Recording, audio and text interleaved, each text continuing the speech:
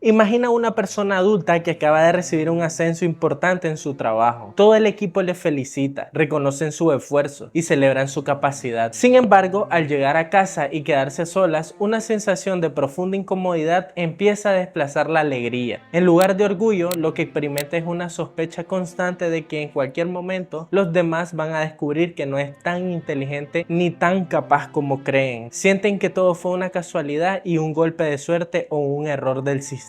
Este fenómeno, comúnmente conocido como el síndrome del impostor, pocas veces nace en la vida adulta o en el entorno laboral. En la mayoría de los casos, esta tendencia de ocultar los méritos de los logros obtenidos es un eco de la infancia donde las reglas del juego afectivo estaban distorsionadas. Es la consecuencia de haber crecido bajo un techo donde la identidad del niño no se celebraba por lo que era, sino porque se moldeaba artificialmente para satisfacer las carencias de los padres. Cuando las miradas de las personas que deben de protegerte y amarte se convierten en un tribunal que juzga tu derecho a existir según sus propias frustraciones, el autoconcepto se fractura antes de que termine de construirse. Hola, bienvenidos de nuevo a mi canal, soy Emmanuel Flores, psicólogo. Hoy en este nuevo video vamos a hablar de un tema que puede marcar la vida de cualquier persona, y es de cómo los padres destruyen el autoestima de sus hijos. Quédate hasta el final del video porque te voy a compartir unos tips prácticos que te van a ayudar a identificar estas dinámicas y cómo sanar tu propia autoconfianza. Pero primero vamos a hablar de lo siguiente, y es que el desarrollo de la autoestima no se da en el vacío. Durante los primeros años de vida, el cerebro humano carece de un filtro crítico para cuestionar la información que recibe de su entorno. Y es que los niños no tienen la capacidad de cuestionar si las críticas de sus padres son justas o injustas. Simplemente las absorben como verdades absolutas sobre su propia identidad. Porque según la psicología, los padres funcionan como el primer espejo en el que nos miramos. Si ese espejo está deformado por el egocentrismo, la inmadurez, la frustración o la necesidad de control, la imagen que el niño interioriza también estará rota. El problema de crecer en este tipo de entornos con estas características es que la baja autoestima no solo se manifiesta como timidez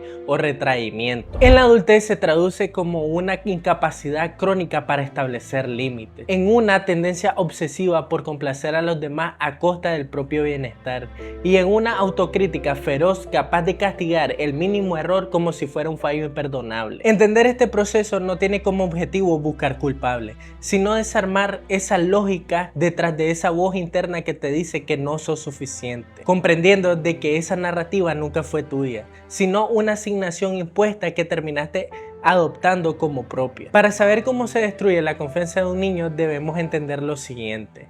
En un hogar saludable, las conductas se evalúan de forma aislada. Si un niño comete un error, se corrige la acción específica. No se cuestiona su valor como persona, porque se entiende que equivocarse es parte del aprendizaje. Sin embargo, en los entornos con dinámicas rígidas, las acciones del niño no se juzgan por su resultado, sino por el rol que se le ha asignado en la familia. Si el sistema ha decidido de manera inconsciente que el niño representa los aspectos negativos o problemáticos del hogar, cualquier logro que este niño alcance será minimizado o desestimado. Al perder la validación, el menor aprende a apagar sus talentos para no incomodar a sus propios cuidadores, asimilando la idea de que brillar o destacar es sinónimo de peligro o de rechazo. Uno de los descubrimientos más sólidos de la teoría del apego es de que los niños necesitan percibir el amor de sus figuras de referencia como incondicional para poder explorar el mundo con confianza. Cuando un niño sabe de que su lugar en su familia está asegurado, independientemente de cualquier fallo,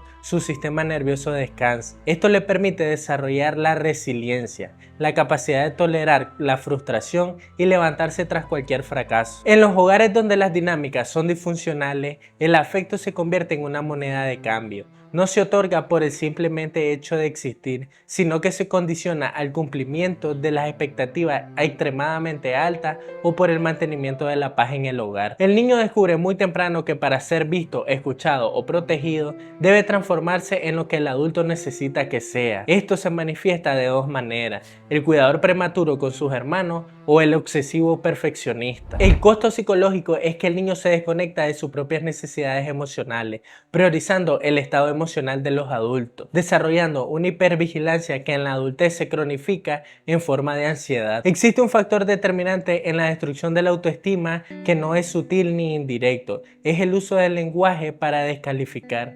En la cotidianidad de un hogar disfuncional, las palabras de los padres no funcionan como guía, funcionan como sentencias definitivas. Cuando un cuidador recurre a insultos directos o a expresiones despectivas, está atacando la identidad en formación del niño. Las expresiones que más daño causan suelen dividirse en tres categorías. La etiqueta de la incapacidad, insultos cotidianos como sos un inútil, no servís para nada o todo lo haces mal. Estas frases transforman un error operativo momentáneo en un defecto de fábrica permanente. El niño no procesa que cometió un error, sino que él es un error. La condena de la molestia. Expresiones que invalidan la existencia del niño como ya me tenés harto, sos una carga o silencio punitivo acompañados de miradas de desprecio. Esto le transmite al menor la idea de que sus necesidades, su espacio o su voz son una molestia para las personas que se supone que deben de amarlo. La comparación destructiva y el sarcasmo. Frases como ¿por qué no puedes ser como tu hermano? O hasta que por fin haces algo bien. El sarcasmo es una de las formas más crueles de agresión verbal porque camufla la hostilidad de una burla y confunde al niño, quien no sabe si defenderse o reírse de su propio dolor. El impacto clínico de este lenguaje es que el niño, al no tener herramientas para defenderse de sus propios padres,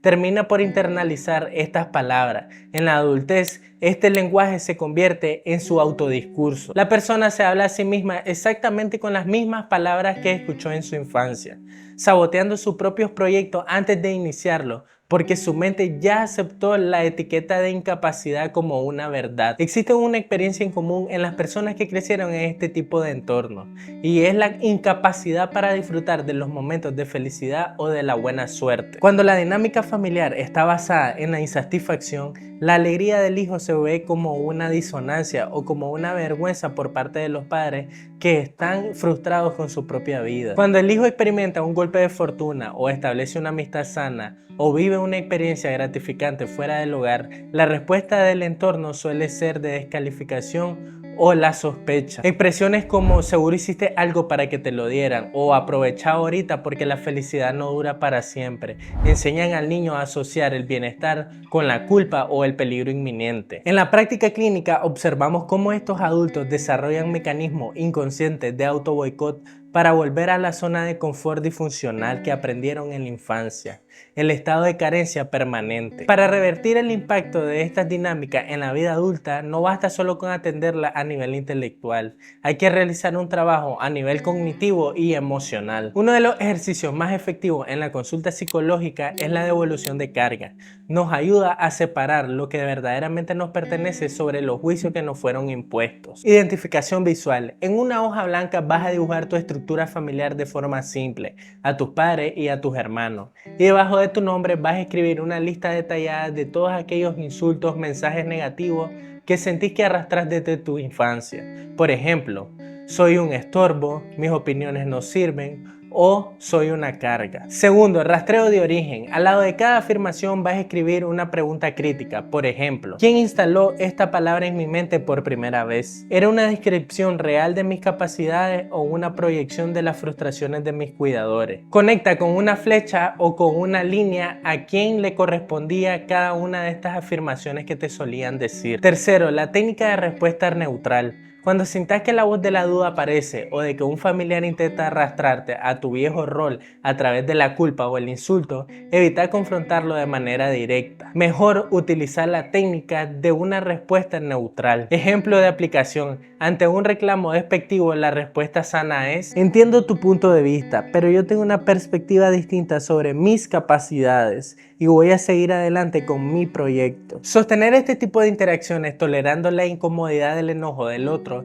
es la única manera de enseñarle a tu cerebro de que establecer límites no equivale a destruir un vínculo, sino proteger tu propia identidad. Sanar tu autoestima después de haber crecido en un entorno disfuncional no equivale a ser una persona de piedra o inmune al dolor. Consiste fundamentalmente en dejar de intentar ganar un juego donde las reglas fueron inventadas para que siempre perdieras. Tu valor como ser humano nunca estuvo condicionado a las etiquetas, adjetivos o descalificaciones que te lanzaron para mantener el control del hogar. Cumpliste un turno que no te correspondía, escuchaste palabras que ningún niño debería de escuchar y cargaste con juicios que nunca fueron tuyos. Dejar de sostener las expectativas ajenas para empezar a construir tu propio destino no te convierte en una mala persona, te convierte simplemente en el verdadero autor de tu propia historia. Gracias por haber llegado hasta el final del video. Si este video te gustó, no olvides dejar tu like y suscribirte. Tampoco olvides compartírselo a esa persona que necesita escuchar estas palabras. Nos vemos en el próximo video. Chao.